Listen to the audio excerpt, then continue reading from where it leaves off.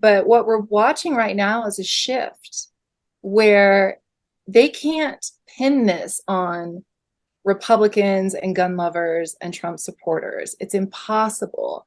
And so what we saw a couple days ago, right, on Friday, were the trans protesters in the Tennessee Capitol, and they're all holding up 7 fingers. 7 fingers for 7 victims is what they were saying. So now they're calling Audrey Hale A a victim. victim.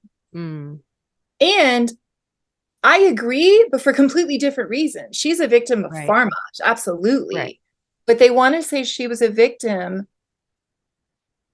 I don't even know for what, for being bullied. I mean, the woman was 28 years old. I mean, she had to be a decade out of that school if she graduated from that school, right? Like, that's not, I don't know, unless they're trying to say she's a victim of the anti-trans affirmation laws in Tennessee, perhaps. They're trying to say that she's a victim. So they're shifting now to say, you're getting what you deserve because you guys are the ones pushing us into a corner and we Right. have no other way to go. And Right. you're dealing with high functioning autistics who are by nature very, very, egocentric, as like any human has the tendency to be, right? But there's parts of our brain that put our egocentricity in check and say, okay, it's not all about me, or that's not a normal response, that's not an acceptable response, I can't behave this way, right?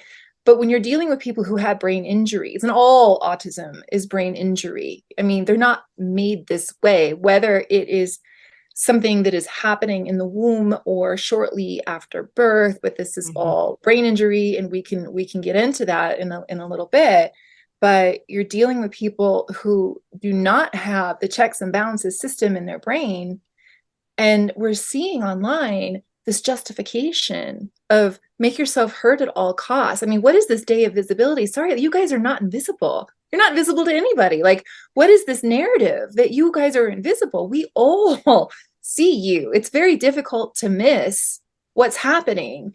And yet there's this story of we're invisible and we have to make ourselves seen, we have to make ourselves heard at any expense. And Mhm. so, like, are we going to see the media shift along with it and endorse that and say, you guys are pushing these people into a corner and you're going to get what you deserve? I don't know.